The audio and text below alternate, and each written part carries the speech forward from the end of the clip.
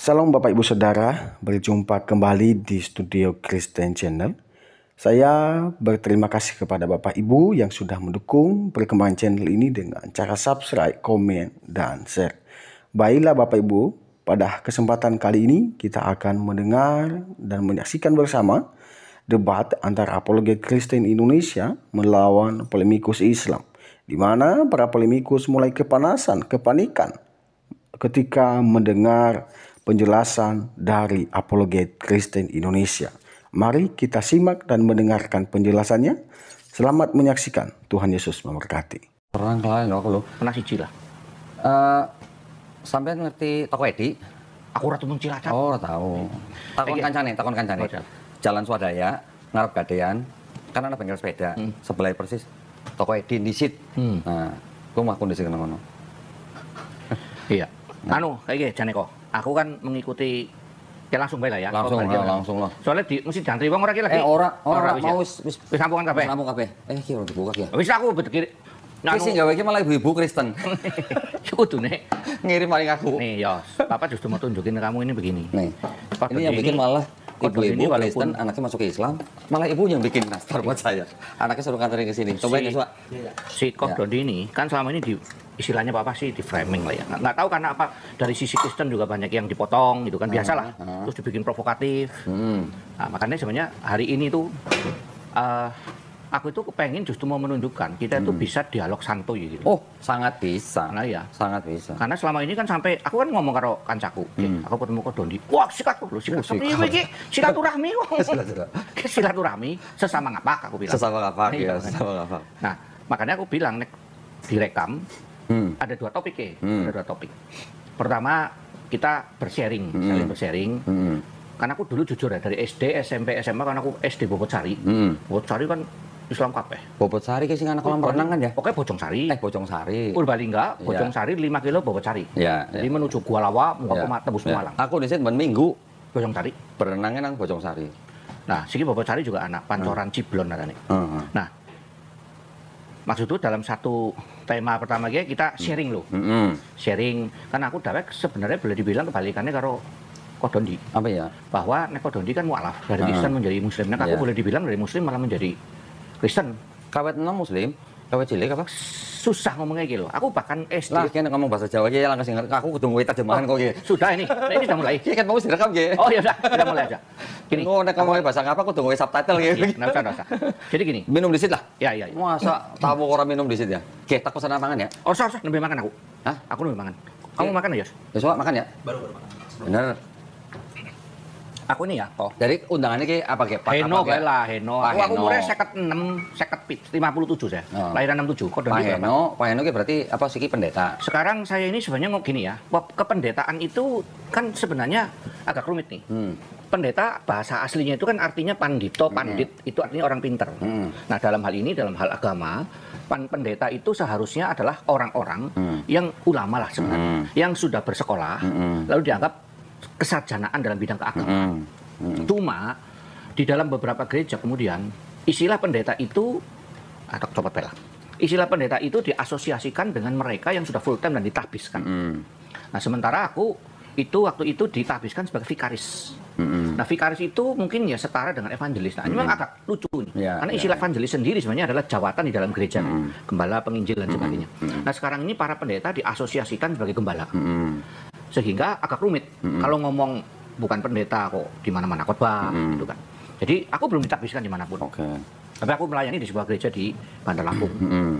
Tapi aku bersekolah cukup lama, 13 tahun. STT mana Pak? STT RII, temannya Pak Steven Tong. RII? STT RII. Sekolah Tinggi Teologi Reform Injili Internasional. Reform. Berarti Pak Heno ke Calvinis ya? Ya, Pak Esta Soru, Pak Budi Asali, terus Pak Deki Gadas, itu adalah kira-kira sealiran. Jadi, nah itu nanti juga akan menarik nih, orang yang ngomong bahwa di Kristen itu orang 40.000 aliran itu sebenarnya orang-orang bodoh yang ngomong begitu. Ya harus di situ. Karena istilahnya itu sebenarnya merujuk kepada organisasi. Karena istilah aliran itu kan paham. Mungkin kalau di Muslim itu mazhab apa ya? Kan ada Imam Syafi'i, Imam Hambali gitu loh. Tapi kan gini Pak, mau disebut organisasi boleh, tapi kan setiap organisasi ini walaupun tipis-tipis, tapi kan akidahnya kan sedikit berbeda. Loh, jangankan antar organisasi, satu organisasi akidahnya bisa beda. Nah, Saya sekolahnya sama-sama sekolah nih. Waktu kita membahas kristologi misalnya, kita biasa berdiskusi untuk memberikan ruang untuk perbedaan. Bahwa misalnya tentang Kristus. Sorry Pak, kita putar di situ. Nah, Ya. Misalnya soal Kristus, kristologi. ya. Kristus itu kan kita percaya adalah Allah mengambil rupa. Jadi dia tidak berubah dari Allah, bukan Allah lalu menjadi manusia, bukan. Allah mengambil rupa. Jadi apa ya istilahnya ya? Ya Menjelma. aku yang raja mengenakan pakaian gembel. Manusia. Ya. Ya. Raja tetap nggak? Tetap. Tetapi di dalam bahasa Calvin disembunyikan. Nah, aku menggunakan istilah dinonaktifkan. Itu pun sesama Calvinis aku dicaci maki. Ya. Berarti Allah tidak lagi Allah. Loh, tidak. Maksudnya dinonaktifkan itu kayak TV tidak diaktifkan. Nah, jadi di dalam satu gereja saja kita bisa berbeda. Makanya agak aneh kalau kemudian orang-orang mengatakan 40.000 aliran ya. Madan bodoh, agak bodoh menurut aku itu. Karena apa? Karena aliran itu kan bicara perbedaan akidah, perbedaan syariat yang krusial. Kita sebenarnya malah dengan Katolik itu dalam akidah yang paling utama, Tritunggal, boleh dibilang sama. Dengan Ortodoks sama. Nanti hanya perbedaan di filioque, padahal itu pun ada penjelasannya, istilah filioque itu. Roh Kudus keluar dari Bapa atau keluar dari Bapa dan Anak. Ya. Nah, itu ada gambarnya sebenarnya. Pak Heno yang mana? Aku percaya filioque. Karena begini, istilah Roh Kudus keluar dari Bapa, gini, ada dua. Yesus diperanakan dalam kekekalan. Roh Kudus keluar dari Bapa melalui Anak. Nah, orang menuduh filioque itu adalah seakan gini, Bapa, Anak, lalu seakan-akan berdua kayak kawin lah, semacam itu, plus menghasilkan Roh Kudus. Padahal, kalau menurut aku, istilah dan Anak itu harus merujuk kepada Bapa melalui Anak, keluar Roh Kudus. Gitu. Tetapi istilah keluar itu tidak berarti kalau kita keluar dari satu tempat menuju tempat yang namanya luar, maka disebut keluar. Berarti tidak lagi di dalam. Nah, tetapi keluarnya boleh dibilang lebih mirip seperti lidah. Oh, coba keluar ke lidahmu. Lidah masih di dalam, tapi juga keluar. Karena istilah keluar itu mirip dengan, ini hanya semua analogi-analogi yang pincang ya. Kalau kami di dalam teologi, aku 13 tahun loh. Nah, kalau ortodok, bilangnya kan Roh Kudus hanya dari Bapa. Ya, karena berarti itu kan sudah beda akidah. sebentar. Karena Roh Kudus, ortodok juga percaya, Roh Kudus keluar dari Bapa melalui Yesus. Yang mengutus Yesus. Mengutusnya iya benar, tapi kan tidak dari Yesus. Kalau ortodok. Loh, makanya kalau keluarnya begini, ini dengan ini gabung, ya kita Katolik juga enggak. Malah kalau saya melihat yang ortodok itu seperti gini, Pak. Yesus juga berasal dari Bapa. Iya, dia Roh satu, Kudus keluarnya juga begini. berasal dari Bapa. Keluarnya begini. Bedanya cuman kalau Katolik, Yesus sama Bapa ini dijadikan semacam sumber dulu, baru ada Roh Kudus. Kalau yang ortodok, Yesus Sumbernya dan satu. Roh Kudus sama-sama berasal dari Bapa. Jadi Roh Kudusnya kalau dikatakan berasal dari mana? Ya dari Bapa aja gitu. Jadi kenapa filioque itu muncul? Karena istilah filioque itu muncul karena antara Bapa dengan Anak itu kan tidak pernah terpisah. Gitu loh. Jadi kalau muncul dari Bapa, pasti juga dari Anak. Nah, ya, maksud saya berarti kan itu ada perbedaan akidah nih. Ya. Walaupun perspektifnya mungkin berbeda untuk satu hal yang sama, ya. Perspektifnya beda, makanya bisa menimbulkan dua. Ya. Jadi memang begitu. Bahkan skisma tahun 1050 itu disebabkan filioque itu. Ya, 1050 atau 1054. Ya. Nah, skisma itu sebenarnya udah bertahan 500 tahun. Tapi pihak Katolik mencoba menjelaskan. Nah, Barat lah, sebenarnya lebih tepat disebut gereja Barat. Karena waktu itu Protestan masih di dalamnya kan. Nah, sehingga mencoba menjelaskan, bukan berarti begini, enggak gitu. Tapi mereka tidak, ya sudah lah, itu sih tidak persoalan. Karena inti daripada Tritunggal itu sebenarnya pengakuan bahwa Yesus adalah Allah. Apapun dalam bentuk aslinya. Dalam bentuk ontologis istilahnya. Ya. Memang tapi dalam bentuk manusia? Nah itu makanya kita percaya duinatur kan. Ya. Istilah ya. duinatur itu adalah bukan 50-50, tetapi 100-100. Ya, tahu. Dan itu yang tidak mungkin dimiliki oleh apapun yang disebut keberadaan di dalam seluruh keberadaan, baik dalam dunia roh maupun di dalam dunia materi. Sehingga Yesus itulah yang kemudian kita, ini kan perdebatan utama di Yesus nih. Karena kita disebut Kristen, itu kan karena kita percaya adanya Mesias yang menyelamatkan. Jadi bagi kami orang-orang Kristen, sebenarnya Adam, Abraham, Nuh itu Kristen. Karena mereka menantikan Mesias atau Kristus. Mesiasnya yang syaratnya gimana tuh Pak? Kalau yang Abraham nantikan itu? Gini, kita percaya kalau dari yang saya pelajari bahwa Mesias itu diproyeksikan secara progresif. Perlahan-lahan sampai mewujud. Jadi pertama kejadian 3:15 disebut dengan proto-evangelism. Ya masih samar-samar. Lalu di dalam zaman Musa, kemudian dikatakan lagi, aku akan membangkitkan seorang nabi yang seperti kamu dari antaramu. Nah itu orang juga masih berpikir tentang nabi. Lalu kemudian semakin ke sini, lalu oleh Mika, oleh Yesaya, Yeremia, bahkan nanti Maleaki kalau nggak salah, hati Bapa kepada anak dan sebagainya itu adalah nubuat kepada Yesus. Nah kemudian berhenti pada abad keempat sebelum Masehi kan, zaman Maleaki itu. Lalu wujud sesungguhnya adalah Yesus. Sehingga Ibrani kan mengatakan bahwa Yesus adalah wujudnya dan seluruh kisah di sana adalah bayang-bayang. Nah, sebenarnya kalau orang belajar teologi, bayang-bayang ini wujudnya banyak. Baik berupa majas-majas ataupun berupa tipologi. Tipologi itu apa sih? Tipologi dari kata type kan. Tipologi itu apa ya? Contohnya gitulah. Misalnya yang Yunus masuk ke perut ikan 3 hari. Sebentar, Pak. Kopi apa ya? Mau ngopi nggak? Kopi hitam. Ya. Aku kopi encer tapi manis. Aku soalnya gulanya rendah. Oh tuh. Kopi hitam manis. Iya. Yosua? Oh hitam kayak orang Jepang. Aku encer ya, tapi ya. Iya. Manisnya yang gak usah banyak-banyak. Iya. 1 sendok setengah kecil aja. Iya. Nah, lanjut Pak, lanjut. Nah, gitu. Jadi Yosua, ambil dong. Jadi di dalam kita punya pengertian itu progresif. Jadi ciri-cirinya apa dan sebagainya masih bayang-bayang. Perjanjian lama tidak bisa. Nah, kemudian ini kan mulai waktu mewujud datang si Mesias itu. Nah, perhatikan, kata Mesias itu sendiri itu artinya diurapi. Dan diurapi itu ada 3. Raja, imam, dan nabi. Sehingga Raja Kores pun dari Persia itu sebagai diurapi. Nah, tapi kan lucu lagi, kapan Kores itu diurapi? Wong tidak ada yang mengurapi dia. Biasanya diurapi oleh imam atau oleh nabi kan. Ya, intinya istilah diurapi sebenarnya boleh dibilang diutus lah. Yang diutus oleh Allah sendiri. Jadi tidak bisa dipatok seperti itu.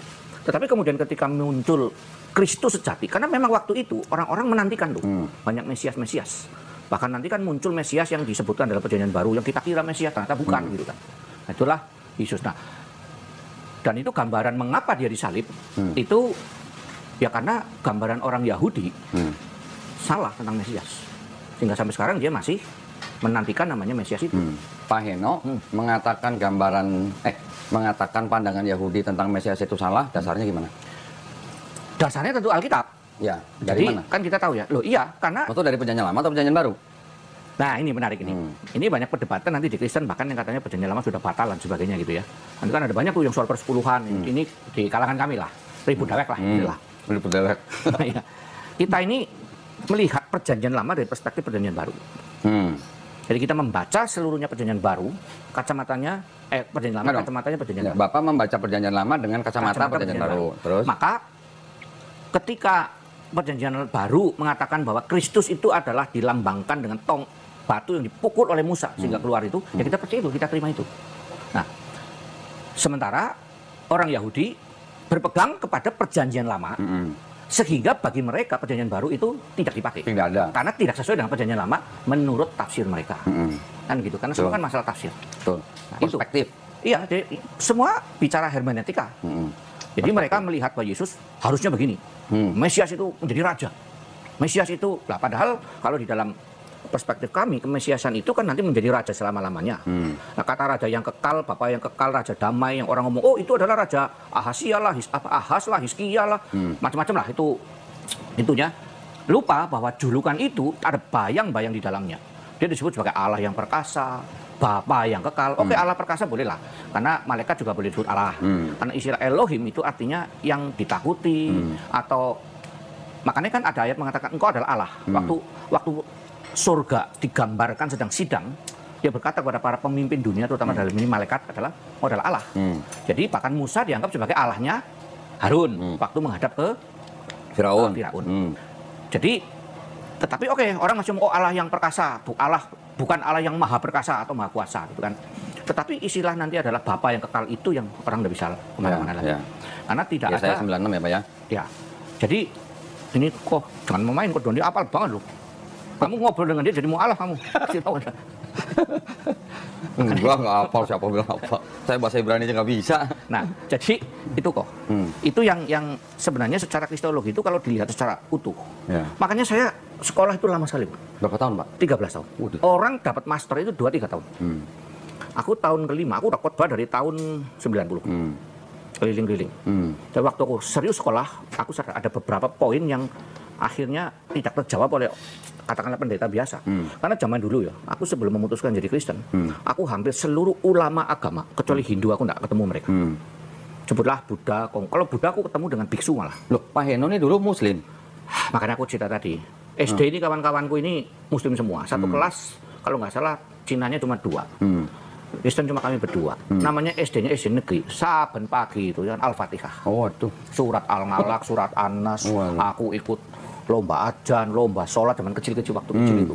Ya apalah. Tapi nggak, maksud saya orang tuanya Pak Heno apa? Kristen, papaku majelis. Berarti Pak Heno ini Muslim secara lingkungan gitu ya? Karena teman-teman sekolah gitu. Karena sejujurnya ya, kalau mau jujur personally ya, aku mengaku waktu itu aku Islam. Oke. Sampai aku pernah ngomong sama papaku gini, Minggu ke gereja, sekolah Minggu. Oke. Tapi dari Senin sampai Sabtu kan dijejeli sama guruku, Pak Waris, Pak Hamam, di SD itu, SMP itu, Pak siapa itu? Itu tiap, aku sampai ngerti kok ada Al-Quran turun dalam 22 tahun, 2 bulan, 22. Pokoknya merotok lah aku lah. Tinggal bahasa Arab dok semua udah bisa. Sampai umur berapa tuh Pak Heno? Sampai SMA. Sampai SMA. Loh aku SMA kan baru mulai menentukan gara-gara baca Kopingho. Kopingho itu kan bagus banget loh Kopingho itu. Loh, kalau aku baca Kopingho SMP Pak. Aku SMA. Oh, SMA. Mulai SMP. Ya. Cuma kan mulai mengulik kan di sini. Ya, Kopingho itu kan bisa membenturkan antara Taoism dengan Buddhism. Iya. Jadi dia pakai Tao Te Ching, dijawab pakai Susi. Aku tak baca semua itu. Waduh. Tao Te Ching tak baca Katam. Iya. Aku juga Katam baca Konghucu kitab 4, Bhagavad Gita Kerampungna. Waduh. Aku selesaikan sekalian. Ya. Al-Quran ya dari SD baca secara Arabnya tentu nggak tahu, itu hanya terjemahan aja. Nah di situ aku sempat ngomong, Pak, aku mau sunat lah Pak, resmi aja. Papaku bijak sekali. Dia walaupun majelis gereja, dia mau gini, kamu masih terlalu muda. Kamu tiap hari diajak ngaji, sore ikut pengajian. Rumahku dekat masjid, ikut rombongan ramai-ramai. Waduh. Tapi ya nggak di dalam. Ya. Dia lagi alif, bata, sajim, ha, kho, dal, dal, ro. Wah, dan Pak Heno di luar. Aku ya di luarnya di pintu loh. Ya, aku ya, masih ya. kayak ingat sekali aku Ya, duduk di ya, pintu ya. loh dengerin Ya, ya, ya. terus.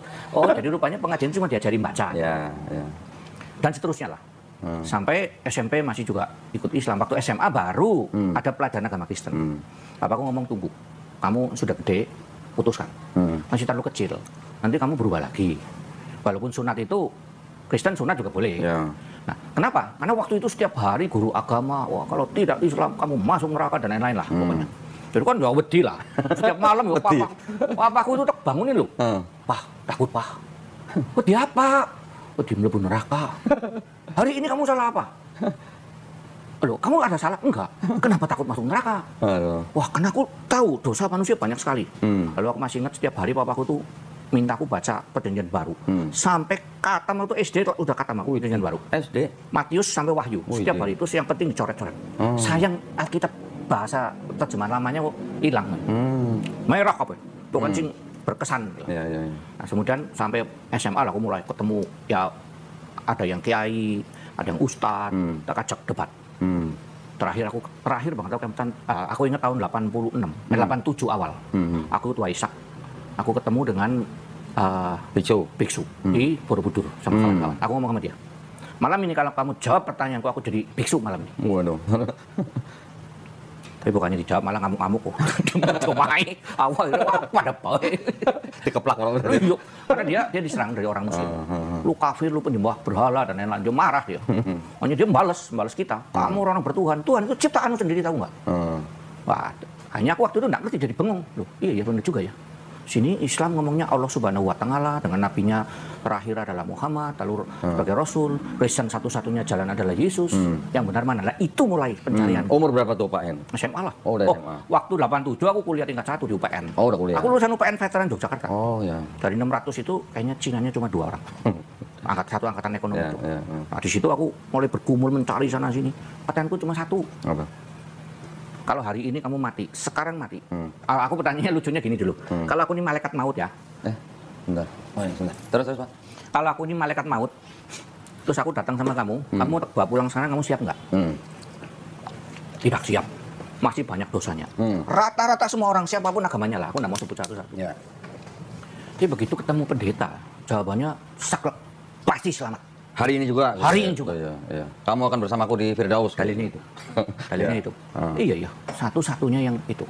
Lalu kan aku dulu diajari di SD itu bahwa di Islam itu nanti orang itu akan digodok di neraka dulu, dibersihkan lah, semacam purgatori di Kristen kan juga ada kan? Di Katolik juga, Iya. Katolik.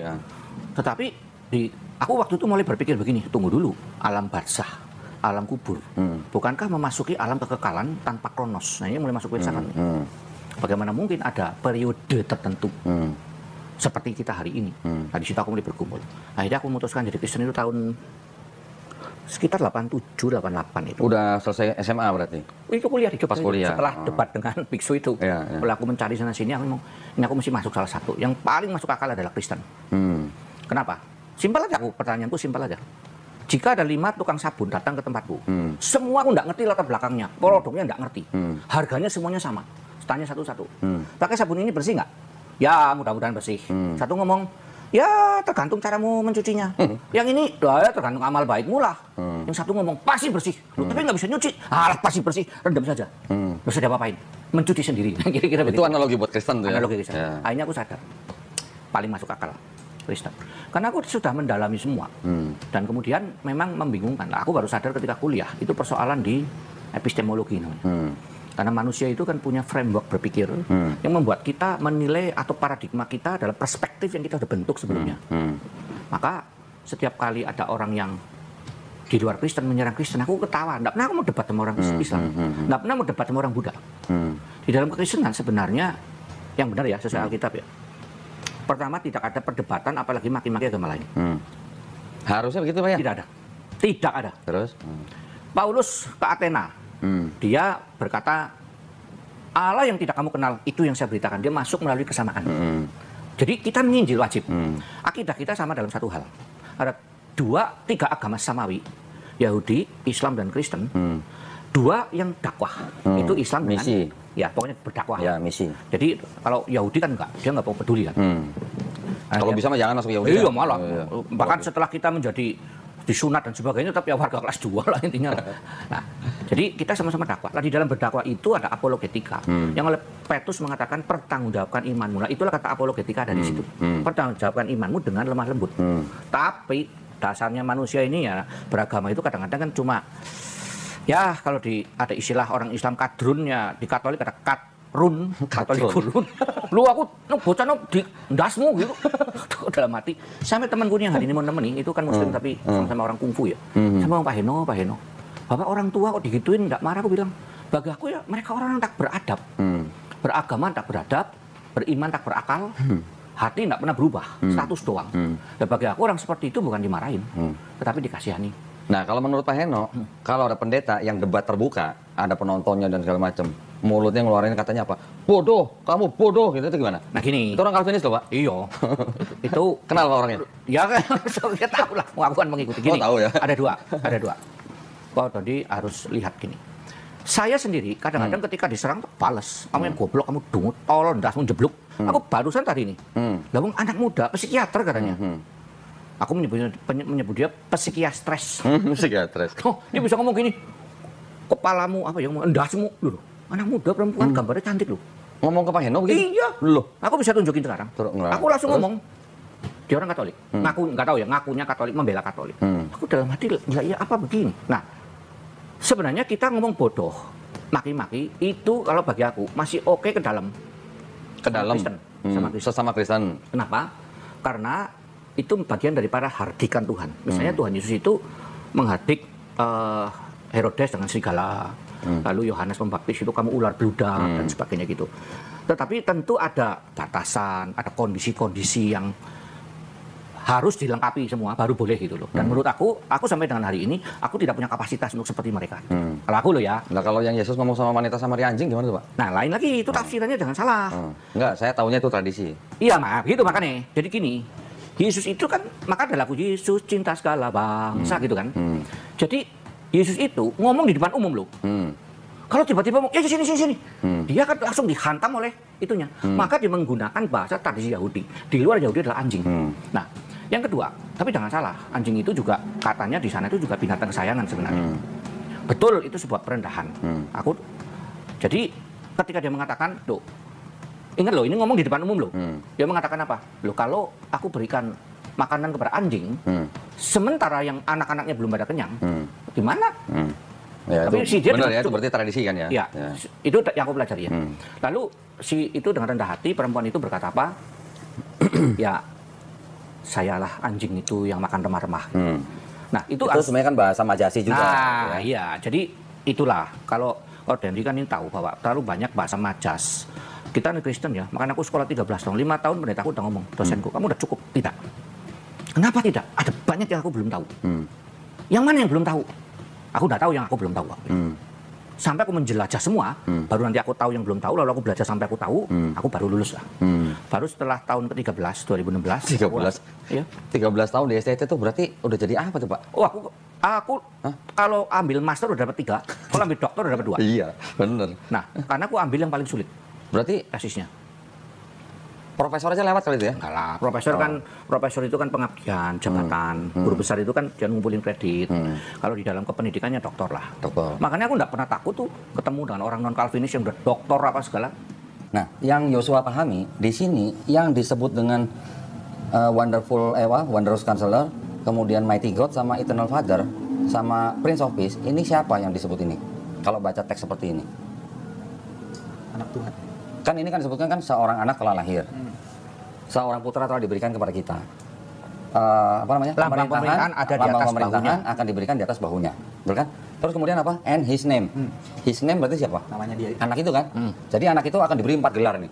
Ya Pak ya? Ya. Setuju ya? Sekarang Yosua baca yang ini. Yang saya garis merah. Ini di sini ada tanda kurung Hezekia, anggap aja nggak ada. Oke, tolong dibaca. Artinya terjemahnya sama nggak dengan itu? Ya. For a child has been born to us, a son has been given to us, and the dominion will rest on his shoulder. Sampai 3 kalimat itu sama artinya. Sama kan? Ya. Berikutnya. The wondrous advisor, mighty God, eternal Father, called name Sar Shalom. Jadi di situ ada nggak kata his name will be called seperti yang di sini? Ada nggak? And his name will be? Nggak ada kan? Di sini nggak ada. Berarti ada setelah ada 3 kalimat tadi, seorang anak telah lahir, seorang anak telah diberikan pada kita, lambang pemerintahan akan diberikan pada pundak, di atas pundaknya atau bahunya. Baru setelah itu kan apa? Ada 3 gelar. Ya, di sini kan ada the wondrous advisor, mighty God, sama eternal Father. Kemudian baru ada kata kerja apa? Called. Anggap aja Hezekiah-nya nggak ada ya. Called name Sar Shalom, Prince of Peace. Berarti ada perbedaan penerjemahan atau perspektif. Kalau Kristen mengatakan bahwa yang disebut dengan 4 gelar itu adalah si anak yang lahir itu. Ya. Betul? Ya. Tapi Yahudi, 3 gelar itu adalah gelar daripada Tuhan Yang Maha Esa, menyebut seseorang dengan sebutan Sar Shalom atau menyebut anak itu Sar Shalom. Nah, menurut perspektifnya Yahudi, berdasarkan konteks daripada ayat-ayat ini, karena kan kita kalau bicara perspektif harus bicara konteks juga Pak ya? Setuju nggak Pak? Iya, setuju. Ketika kita bicara konteks, berarti kan kita harus mempelajari ayat-ayat sebelumnya. Nah, yang disebut sebagai Sar Shalom di sini adalah menurut mereka adalah Raja Hezekiah. Karena Raja Hezekiah pada zaman dia memerintah bangsa Israel, itulah masa yang paling damai. Gitu. Ketika ada perbedaan begini, berarti kan kita harus mengembalikan sebenarnya siapa yang punya otoritas untuk menafsirkan ini. Nah, gini. Nah, silakan. Kita ini waktu sekolah itu kan juga diajarkan tentang Ibrani. Tapi saya sendiri tidak pernah berminat untuk berdebat dengan orang Yahudi karena dia sendiri menyalibkan Yesus melalui tangan orang-orang Romawi. Jadi tidak mungkin membela kita, setuju ya? Walaupun dibilang suruh netral, omong kosong lah, Melkiades semua itu pasti akan double pasti mereka. Karena semua orang akan dikuasai oleh perspektifnya sendiri. Tapi kalau kita lihat di dalam bahasa Ibraninya nih Mas, his name, jadi namanya, dia menggunakan morfologinya ini, gendernya maskulin, singular, genitive pronoun. Personnya 3, namanya dia, maskulin dan singular. Jadi namanya dia yang mau lahir itu. Dia itu siapa? Anak atau yang siapa? mau lahir? Loh, kan anak, berarti anak. Iya. Nah, nih, ini anak buatan itu siapa, kan. Pak? Lihat dari situ. Enggak, ini aplikasi ini punya Kristen atau punya Yahudi? Lah, aku tahu. itu juga beda, Pak. Nah, makanya aku bilang kalau sudah masalah begini, teks begini, paling bagus bukan kita yang ngomong. Enggak gini. Paling bagus datangin orang Yahudi. Oh, kalau orang Yahudi pasti setuju ini, Pak. Lah iya diparsing. Sama-sama diparsing. Kalau saya panggil orang Yahudi sini, Pak, mereka pasti akan pakai ini. Setuju. Ini. Cuma kita perlu parsing satu-satu. Parsingnya gimana? Parsing itu gitu. Nih contoh tadi ya. Ini kan persoalan daripada orang-orang itu bahwa ya saya enam ya. Ini pertama ya. For menggunakan kata Gini, Pak. ki. Sorry. Coba Saya potong. Saya tadi kan tanya, ini aplikasi buatan siapa, ya kan? Kalau ini terbukti aplikasi buatan Kristen, berarti ini perspektifnya sama kemungkinan dengan ini. berbeda. Enggak, pasti sama dengan ini, Pak, KJV. Iya dong. Gini, bahkan nanti kalau kita mau membahas yang begitu, Yahudi pun punya beberapa. Bisa tunjukin nggak, Pak? Ya ada, memang saya bukan orang Judaisme. Enggak, justru kita harus paham perspektifnya mereka bagaimana. Kalau kita nggak paham perspektifnya Yahudi, Pak, nggak usah ngomongin ini. Kalau bicara perspektif Yahudi, nggak ada yang jadi Kristen. Lah memang. Lah ya makanya. Harusnya begitu, Pak, memang. Karena begini, ini poin saya begini, Pak. Kitab ini yang menulis Yahudi, yang menyusun Yahudi. Tunggu dulu, Yesus orang Yahudi. Sebentar, saya tahu. Yang ini yang menulis Yahudi, yang menyusun orang Yahudi, dan akhirnya dijadikan perjanjian lamanya orang Kristen. Kalau bilang Yesus Yahudi, betul Pak, Yesus Yahudi. Tapi Yesus juga di dalam 4 gospel, yang menulis juga belum tentu orang Yahudi yang menulis. Ya. Dan yang menulis 4 gospel, itu setelah surat-surat Paulus tertulis, Pak. Betul nggak? Setuju nggak, Pak? Paulus atau 4 gospel dulu yang ditulis? Gospel dulu. Enggak. Ya, menurut ini ya. Ini memang sekali lagi karena kerumitan di situ. Enggak ada rumit sebenarnya, Pak. Tafsirannya banyak. Oke. Memang Injil terakhir atau surat terakhir itu Yohanes waktu masih Enggak, yang pertama ditulisnya dari 4 gospel itu. Yang pertama apa, Pak? Aku pernah mempelajari itu Yakobus. Surat Dari 4 Yakobus. gospel. Matius, Markus, Markus. Lukas, Yohanes. Markus ini, Pak, kira-kira tahun 65 sebelum bait kedua dihancurkan. Sebelum 65, Paulus sudah menulis, Pak, dari tahun 48 sampai 65. Oke, yaudah, asumsi ada. Aku ikut aja. Terus gimana? Oke, berarti yang ditulis surat-surat Paulus dulu nih, Pak. Ya, bahkan dari ya. 13 surat yang dianggap tulisan Paulus, menurut ahli-ahli bahasa, menurut ahli-ahli perjanjian baru zaman sekarang, cuma 7 yang benar-benar ditulis oleh Paulus. Sisanya ditulis oleh Paulin. Ya. Orang-orang yang mengikuti pemikiran Paulus. Ibrani udah jelas bukan tulisan Ya. Paulus, oke? Jadi Paulus duluan yang ditulis, baru 4 gospel. 4 gospel pun kalau kita mau mengikuti daripada aliran kritik teks, yang ditulis pertama Markus, Matius, dan Lukas yang sama-sama punya sumber sendiri namanya Q, ini menyadur dari Markus. Yo. Oke. Baru yang terakhir Yohanes tadi Bapak bilang. Jadi kalau Matius, Markus itu kira-kira tahun 75 sampai 85 Masehi. Oke. Yohanes baru 95 Masehi. Nah, maksud saya, kalau Bapak bilang Yesus Yahudi, betul Yesus orang Yahudi, Pak. Tapi Yesus sudah ditulis dalam 4 gospel dalam perspektifnya orang Kristen. Oke. Ya. Kalau Bapak mau cerita atau mau tanya perspektifnya Yahudi terhadap Yesus gimana?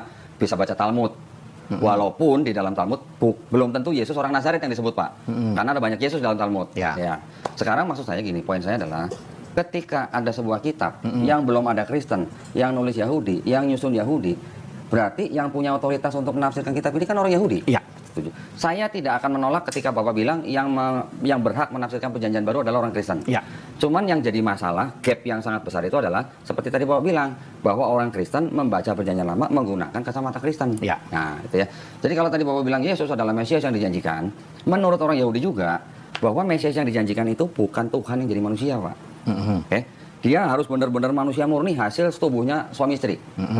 Yang kedua, Mesias yang akan turun itu harus keturunan Daud melalui Salomo. Iya kan, Pak? Ada ayatnya. Sedangkan Yesus di Kristen di 4 gospel diceritakan dia bukan anak kandung Yusuf. Yang dianggap sebagai keturunan Daud dari Salomo adalah Yusuf.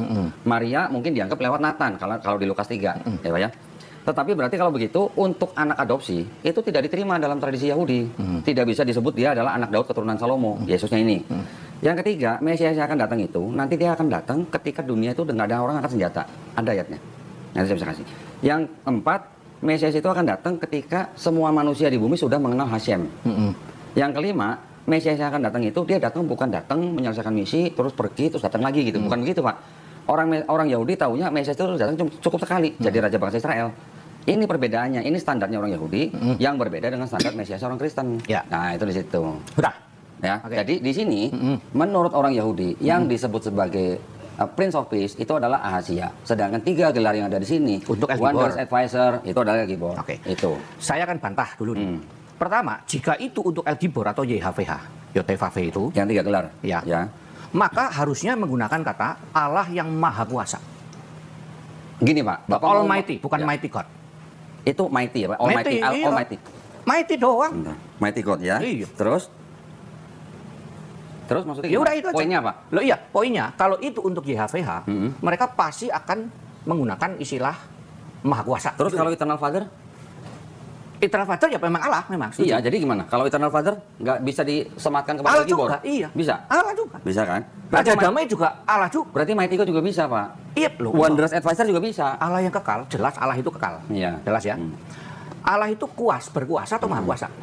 Bisa berkuasa, bisa maha kuasa, Pak. Enggak. Kalau Bapak berkuasa baca di- itu raja berkuasa. Ya, Bapak baca di Mazmur 147 kalau nggak salah. Sama Ayub, sebentar saya lupa Ayub berapa. Ayub Mazmur 147 sih yang bagaimana? Sebentar gini, Pak, sebentar.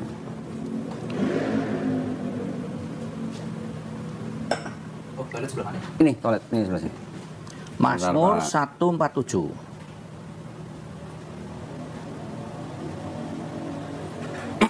Aku waktu itu nggak mau lulus-lulus karena begini, perdebatan-perdebatan semacam ini, jujur aja.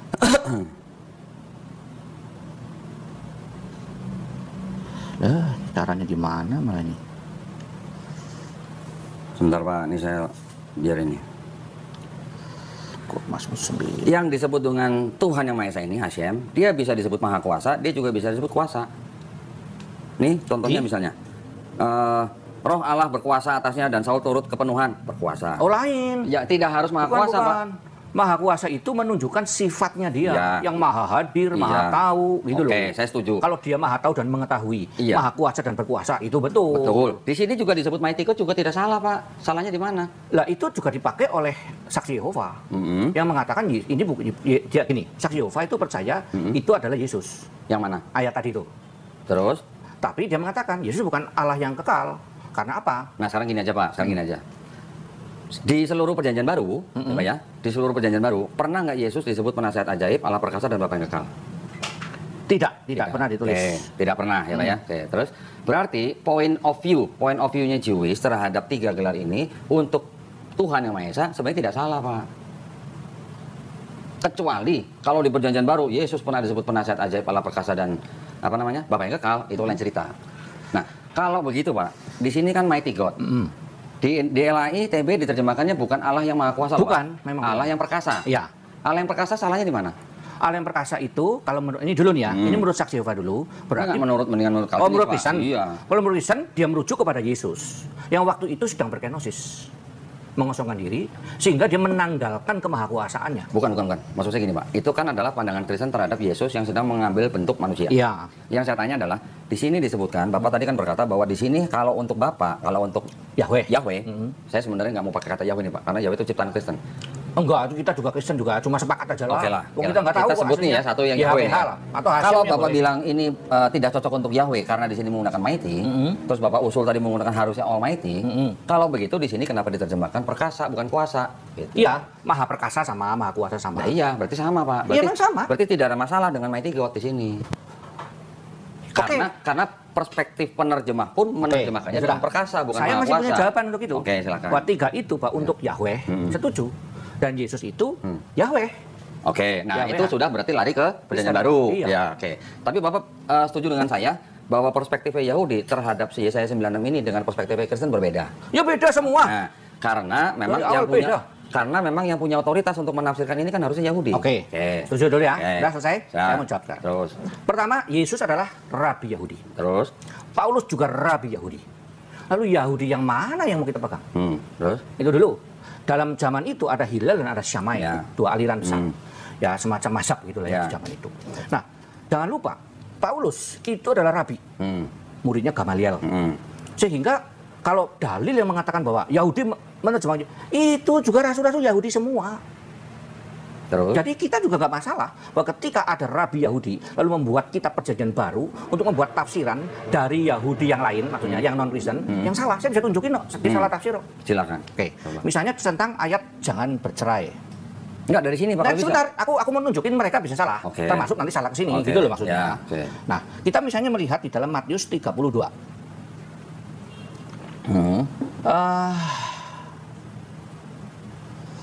Bentar, mana ya? Tentang soal cerai ya. Soal cerai itu ada di dalam Matius 19. Nih, kan ya? Matius 19 ayat yang ke-7. Kata mereka kepadanya, jika demikian, apakah sebabnya Musa memerintahkan untuk memberikan surat cerai jika orang menceraikan istrinya? Perhatikan kata menceraikan istrinya itu. Seakan-akan Musa menyetujui. Seakan-akan Musa menyetujui. Jadi begini, kamu kalau mau cerai ya, kalau mau cerai, kasih surat cerai dong. Nah, gitu kan? Ya. Itu adalah satu penyelewengan secara tipis dari perintah Taurat yang kemudian oleh orang Yahudi yang kemudian kita sebut sebagai mitzvot hari ini itu yang 613 itu sebagai sesuatu yang tidak akurat tafsirannya. Sehingga Tuhan Yesus menyatakan begini. Karena ketegaran hatimu, Musa mengizinkan. Dan nanti aku mesti cari lagi kata mengizinkan itu apa, membiarkan itu. Tetapi sejak semula tidaklah demikian. Karena semua orang harus satu ketemu satu, tidak boleh bercerai sampai mati. Kira-kira begitu. Nah, di sini kata menceraikan itu karena zina itu di dalam tafsiran zaman itu ada dua sayap itu. Yang dia mengatakan kalau tidak senonoh, bahkan ada tafsiran catatan yang pernah saya baca. Tidak senonoh apa? Masa kasinan boleh dicerai. Dan kurang sesuai dengan yang kita harapkan tuh dicerai. Lo udah dicerai tendang begitu aja. Nah, jadi Musa itu bukan nyuruh orang bercerai. Tidak pernah mengizinkan orang bercerai. Tetapi dia justru sedang melindungi kaum wanita. Dan ini disalahartikan. Maka Yesus berkata apa? Kamu tahu tidak? Kamu itu salah tafsir. Yang kamu ajarkan itu bukan firman Tuhan, walaupun kamu menyebutnya Taurat. Itu adalah adat istiadatmu sendiri. Bikinan manusia itu sendiri. Nah, itu persoalannya di situ. Jadi kalau sekarang aku kembali kepada Dondi ngomong gini, kalau orang Yahudi dihadirkan ini itu, ya kita cuma ketawa. Kenapa kita ketawa? Harusnya Yahudi yang nulis, setuju adil yang nulis, mereka nggak ada yang nulis, termasuk yang menafsirkan hari ini juga bukan penulis, Paulus juga bukan penulis, sehingga draw istilahku. Nggak ada draw. Draw, dia rabi sama rabi kok. Terus? Yesus rabi, Paulus rabi, mereka juga rabi. Lalu kenapa kita harus pro kepada yang melawan Yesus? Bahkan akhirnya para rabi-rabi ini, kita pasti ngomong zaman itu bukan zaman hari ini ya. Jadi jangan sampai orang Yahudi sekarang hari ini tuh pada ngamuk sama aku. Saya kalau mau panggil orang Yahudi sekarang bisa ya, Pak? Nah, itu usah. lain ceritanya. Beda 3 agama, nggak ada Nggak urusannya. apa-apa, justru Nah, gini. sebaiknya memang begitu 3 Pak harusnya. Jadi gini, jadi rabi yang melawan Yesus itu, bahkan secara licik, menggunakan tangan orang lain. Alkitab mengatakan mereka memakai orang bersaksi dusta. Nah, itu rabi yang begitu masa mau gua ikutin? Terus, udah Pak? Ya. Oke, sekarang gini. Yesus sendiri menyuruh bangsa Israel untuk mengikuti ajaran orang-orang ahli Taurat dan ahli Farisi juga kan? Matius 23 ayat 1 sampai 3, ya kan? Tetapi jangan ikuti kelakuan mereka.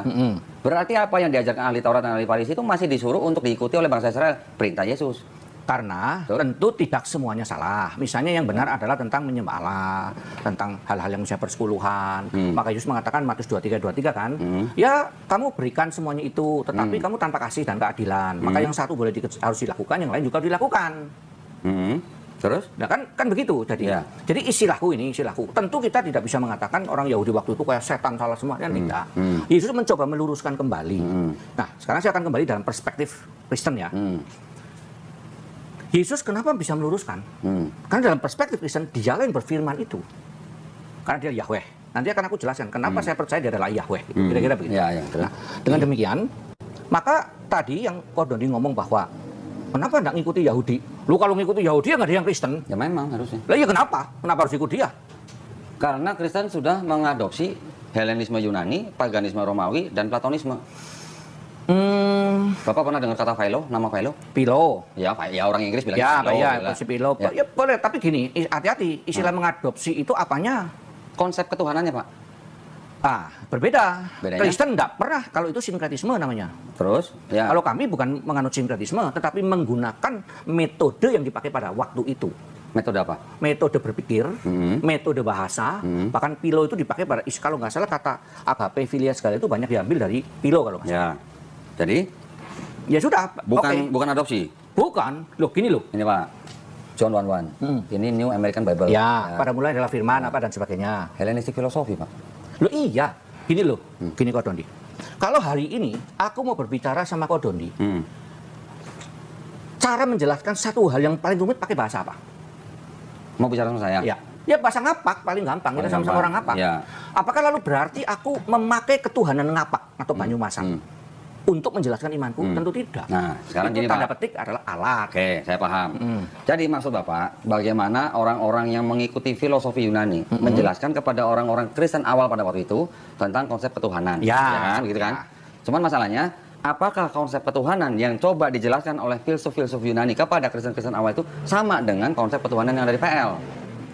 Konsep ketuhanan yang ada di PL berdasarkan siapa? Kalau berdasarkan Yahudi ya beda. Nah itu dia makanya. Lah kita kan berdasarkan Yahudi. Kan tadi saya bilang bahwa kitabnya Yahudi dengan Kristen punya 3 hal yang bertolak belakang. Iya. Yang pertama konsep ketuhanan, kedua konsep keselamatan, yang ketiga konsep Mesias. Iya. Ya, yang konsep Mesias tadi saya sudah jelaskan. Iya. Tetapi kan kita kembali lagi kepada siapa yang menulis dan menyusun kitab ini. Iya. Ya. Ketika gini, sekarang saya coba kasih pertanyaan yang agak panjang nih Pak. Ya.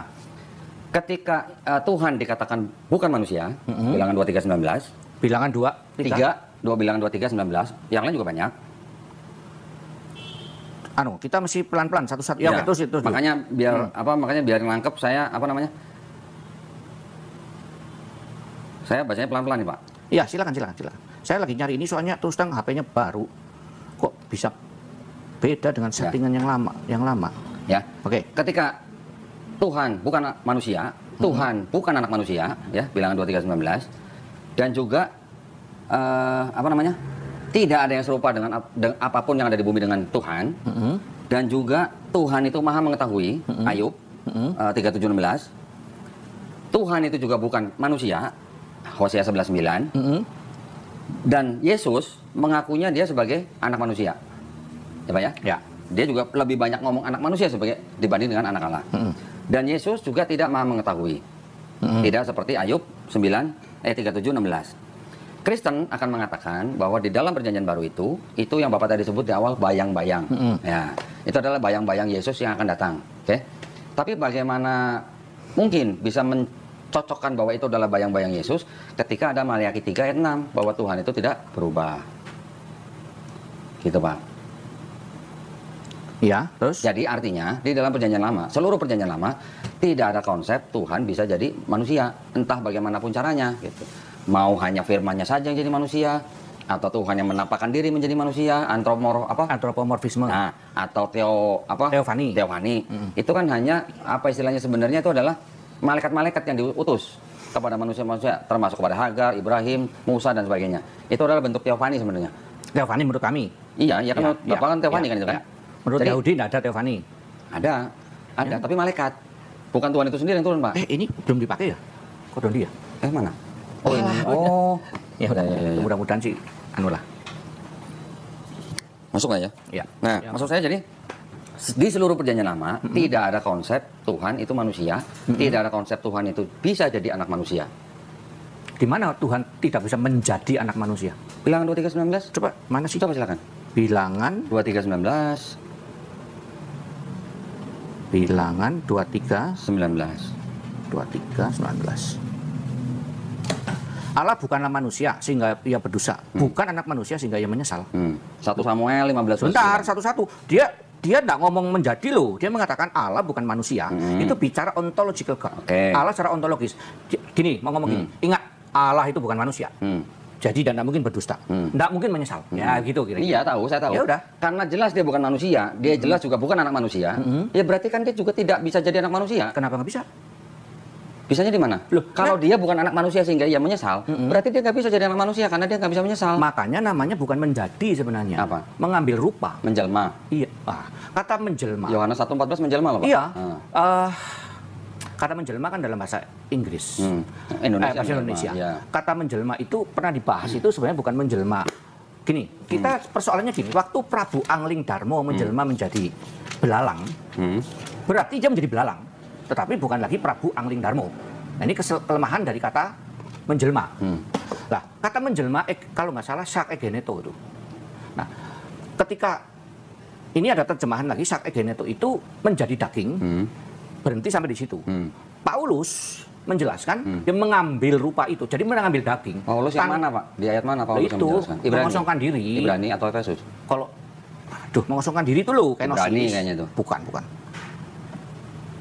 Aku jujur aja mungkin Mungkin ada lah. Ada, pasti Ya, ada. tapi maksud saya gini, Pak. Saya ingin tahu, Filipi 2 ayat 7. saya ingin tahu di mana di seluruh perjanjian lama ada cerita Tuhan bisa menjelma atau mengambil bentuk manusia. Di mana, Misalnya Pak? Abraham. Kenapa kami menyimpulkan bahwa yang datang 3 orang itu adalah Allah? Karena Alkitab berkata, Bapak bilang Kejadian 18 nih. 18, 19. Oke. Kalau Bapak baca 19, harusnya Bapak tahu yang 3 itu malaikat semua, Pak. 2. Mana ada 3? Yang Kejadian 18:1 kan 3. 3 datang Iya. 3. 2 datang ke sana. Iya. Kemudian dikatakan sebagai malaikat. Iya. Oke. Di dalam 19 ayat 23 dikatakan maka Yahweh menurunkan api dari Yahweh yang dari atas. Yahweh menurunkan api yang dari Yahweh dari atas. Nah, Bapak tahu nggak perspektifnya Yahudi terhadap 3 orang yang menampakkan diri di depan Abraham itu siapa aja? Ya malaikat lah pokoknya. Nah, malaikat, Pak, bukan Tuhan ya, Pak ya? Iya. Nah, yang saya tanya, di seluruh perjanjian lama, ada nggak Tuhan bisa entah dia menjadi anak manusia, atau dia menjelma jadi manusia, atau dia mengambil bentuk manusia, ada nggak, Pak?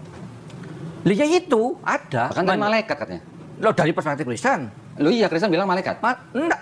2 malaikat, 1 Tuhan. Teofani Nah, makanya. Bapak tahu nggak, kan menurut perspektif Yahudi, itu adalah malaikat Iya, tiga-tiganya. Yahudi itu Yudaisme. Nah, iya makanya maksud saya, itu kan menurut Yahudi, kan Tuhan tidak bisa menjelma jadi manusia atau mengambil bentuk manusia. Nah, itu urusan Yahudi lah. Lah, kan kitabnya Yahudi, Pak. Ini kitab siapa? Kitab Yahudi. Paulus sama Yesus orang apa? Orang Yahudi. Ya, Yesus. Tapi ini sudah ada 5 abad sebelum ada Yesus, Pak. 5 abad ada sebelum ada Yesus. Iya. Ya terus kenapa? Persoalannya di mana? Loh ya, jadi kalau begitu yang berhak menafsirkan ini sebenarnya orang-orang yang Yudaisme atau orang-orang Kristen? Ya pada waktu itu Yesus dan Paulus ya Yudaisme dong. Yudaisme. Iya. Paulus Yesus Yudaisme. agamanya apa pada waktu itu? Kalau Bapak nanya agama, menurut saya perspektif siapa nih? Ya kodon dia aja. Perspektif Islam. Iya. Yesus Muslim, Pak. Ya itu nanti sama aja aku ngomong Iya. bahwa Abraham juga Kristen. Iya, itu perspektif Kristen. Iya. Nah, tadi kan saya bilang, kita lepasin dulu nih, Pak. Ya. Saya lepasin baju Islam, Bapak lepasin baju Kristen. Jadi kalau Bapak nanya Yesus agamanya apa? Menurut Bapak, orang Yahudi. menurut orang Yahudi apa? Dia rabi kok. Betul, rabi. Rabi mana ada rabi Kristen? Betul, rabi Kristen. Iya. Rabi Yahudi. Iya. Terus kalau rabi Yahudi dia agamanya apa? Ya Yudais toh. Apa sih Yudaisme itu? Kapan ada Yudaisme, Pak? Saya tanya. Yudaisme itu apa dulu definisinya? Ya orang-orang yang mengikuti ajaran daripada orang-orang Yahudi. Tanah. Iya, tanah. Nah, setuju kan? Setuju. Jadi Yesus dan Paulus justru taat mengikuti tanah Oke. atau perjanjian lama bahasa Oke. kita. Dan dia punya perspektif yang berbeda dengan Yahudi yang lain. Oke. Kan gitu. Sekarang- Dong akhirnya Nikodemus bertobat. kok, Oke. belum secara. Sekarang kalau begitu, Pak, Ya. Yesus pernah nggak mengatakan dia membatalkan Taurat? Yesus tidak pernah mengatakan membatalkan Taurat. Paulus Dia pernah nggak hanya- mengatakan? Nah, sekarang kita definisikan dulu. Taurat itu apa? Ya ini hukum mungkin termasuk yang 613. Nah, lain. Apa coba? Lain. Kalau Kodoni nanti baca, istilah Taurat atau nomos atau Torah itu memiliki banyak sekali sesuai konteks. Jadi pada waktu Yesus berkata begini, ada tertulis dalam Torah dan Nebiim dan Ketubim, berarti merujuk kepada Pentateuch. Oke. Lukas 24:46. Ya, siapa saja nanti. Enggak, semua. memang itu, Pak, yang disebut Iya, Yesus. ada di Matius juga ada tentang Torah. Oke. Ada nggak, Pak, di seluruh Pentateuch, di seluruh Neviim, di seluruh Ketuvim, bahwa ada kalimat Mesias akan menderita dan bangkit di hari yang ketiga? Nah, makanya aku bilang tadi. Nah. Pertama, dia akan menderita ada. Dia dikatakan sebagai bahwa rupanya pun tidak akan kau kenal. Yesaya 53. Ya. Yesaya 53 tuh bangsa Israel, Pak, menurut yang punya kitab ini. Terus apa lagi? Lo jangan dong bangsa Israel. Yesus orang bangsa Israel, Enggak. Paulus orang Israel. Gini, Pak. Lukas 24:46 mengatakan bahwa apa? Ini saya bacain. Ada kalimatnya jelas, ada kata Mesias loh, Pak. Ya, kalau ada kata Mesias, berarti kan itu tertulis, Pak, tulisannya. Ya. Sebab ada tertulis demikian. Mesias harus menderita dan Ya. bangkit dari antara orang mati pada hari yang ketiga. Ada tertulis loh, Pak. Ya. Kalau tertulis artinya kan tersurat. Lukas 2 berapa? Lukas 24, Lukas 2 ayat 24. Lukas Oh, 24 Lukas 24 ayat 46. Dia HP anyar dari ini anu settingannya beda. Lukas 24 ayat 46. Ya. Oke. Ada tertulis demikian. Berarti tersurat nih, Pak, ya. Bukan tersirat, Pak. Bukankah Mesias harus menderita semuanya itu untuk masuk ke dalam kemuliaannya? Mereka lalu ia menjelaskan kepada mereka apa yang tertulis tentang dia dalam seluruh kitab suci, Ya. mulai dari kitab Musa dan segala kitab nabi-nabi. Dari mulai 4 berapa nih? 44 ya kan? 26 tadi itu. 24 Ya. ayat 26. Bukankah Mesias Bukan menderita? 26, 46. Oh, 46. 46. Dari 45 boleh, dari 44 boleh. Ya, terus? Ya. Ini yang dianggap perkataan Yesus, Pak, ya. Ada tertulis demikian. Mesias harus menderita dan bangkit dari antara orang mati pada hari yang ketiga. Nah, saya tanya di seluruh Pentateuch, di seluruh Neviim, di seluruh Ketuvim. Karena kalau di sini di ayat 44 ditulisnya adalah dalam kitab Taurat Musa dan kitab Nabi-Nabi Ya, pokoknya dan tanah lah. kitab Mazmur. Tanah.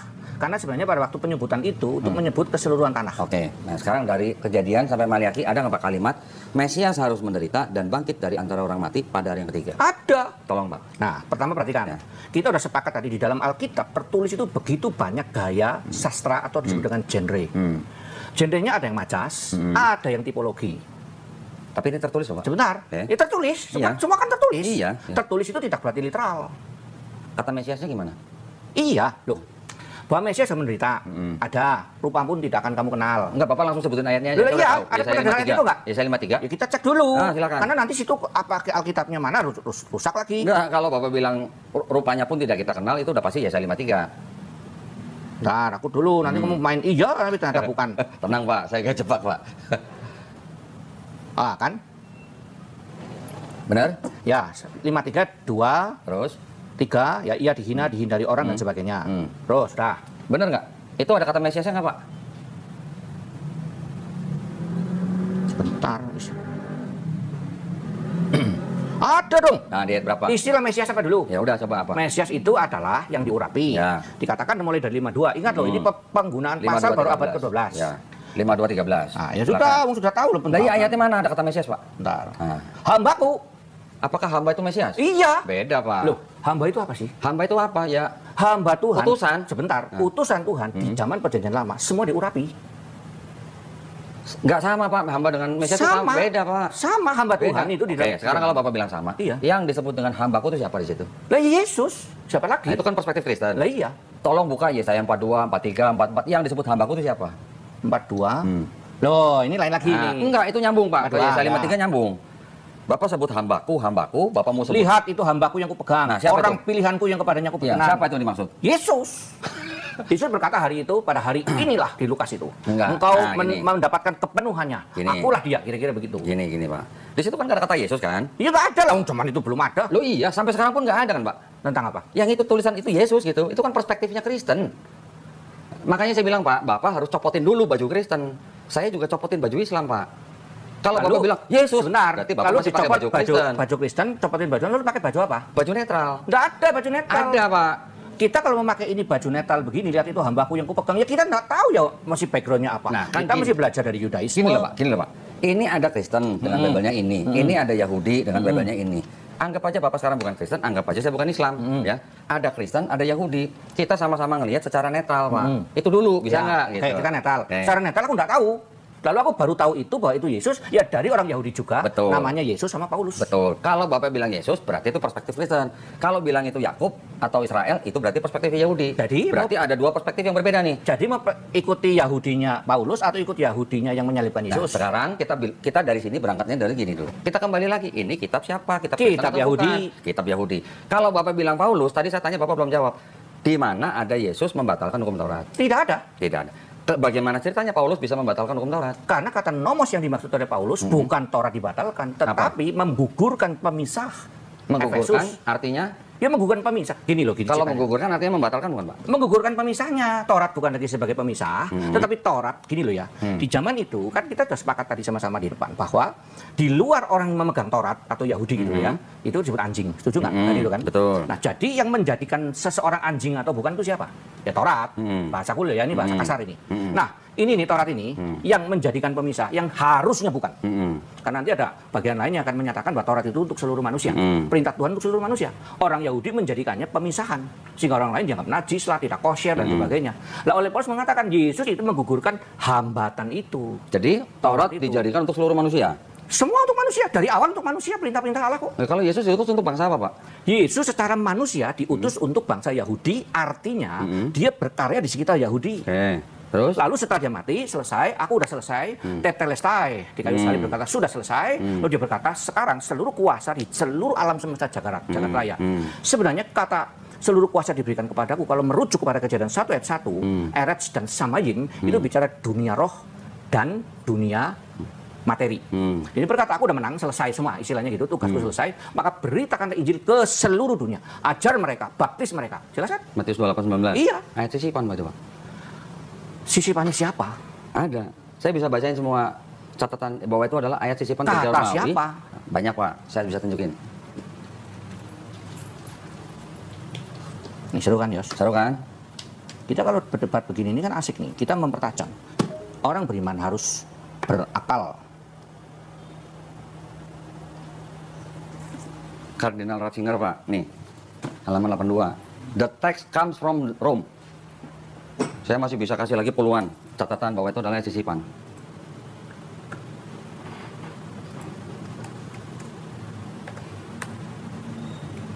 Katolik Ensiklopedia 2, Pak, halaman 263. Saya kalau beli mahal banget sih Katolik Ensiklopedia. The baptismal formula was changed from the name of Jesus Christ to the word Father, Son, and Holy Spirit by the Catholic Church in the 2nd century. Ini baru satu ya, Pak ya? Dari sekian banyak. Nih. Dari kalangan Kristen semua loh, Pak, ini bukan dari kalangan yang lain loh. Kristen apa? Kristen kan banyak tadi yang kita ngomong tadi. Saya tadi sebutin, Pak, Katolik Ensiklopedia. Ya, Oke. ngomong apa? The baptismal formula was changed from the name of Jesus Christ to the word Father, Son, and Holy Spirit by Catholic Church in the 2nd century. Sekarang 66 surat yang Bapak pakai di dalam kitab Bapak, itu sama nggak dengan 66 surat dalam Katolik punya? 66 surat di dalam Katolik. 66 surat yang Bapak pakai di dalam kitab Bapak, Bible ini adalah ITB 1 atau TB 2. 66 surat kan Pak? 66 kitab. Iya, Seluruhnya surat. PL dan PB dong. Iya. Sama kalau di kami kalau surat itu surat Paulus, surat Petrus. Oke. Saya mungkin sebutnya harusnya Oke, kitab. kitab. Ya. Kalau surat istilah Islam nih Pak. Ya, boleh. Kalau boleh. saya sebut 66 kitab Bapak di Ya. dalam LITB yang Bapak pakai, sama nggak dengan 66 yang ada di Katolik Pak? Harusnya sama. Sama. Berarti kalau sama, ini Katolik yang ngomong nih Pak, bahwa yang menyisipkan itu Catholic Church di in second century. Bapak boleh cek. Loh. Catholic Encyclopedia, volume 2, page 263. Loh, ini nggak ngomong sisipan loh. Mana ngomong sisipannya dia? Was changed Pak. Formula baptisan itu prakteknya dari dalam nama Yesus kepada Allah Tritunggal. Kira-kira begitu. Ya. Itu prakteknya, bukan Alkitabnya disisipin. Oke, sekarang saya tanya Bapak, di seluruh perjanjian baru, dari Matius sampai Wahyu, ya Pak ya, Ya. dari Matius sampai Wahyu, ada nggak murid Yesus atau Paulus yang membaptis orang dalam nama Bapa dan Putra dan Roh Kudus? Pada zaman itu. Pertama pada zaman Yesus. Ini dugaan ya. Mereka dibaptis dalam nama Yahweh atau YHWH. Yang Kan mana? dibaptis di perjanjian gini loh. Ya. Mereka pada waktu Yesus masih hidup, itu kan ada baptisan Yohanes tuh. Mereka dibaptis dalam nama apa? Kalau namanya Yesus, Ya enggak lah. coba Pak. Yohanes Pembaptis, pembaptis. ya. Membaptis dalam nama apa? Yesus belum tampil. Oke, kita pastiin aja Pak.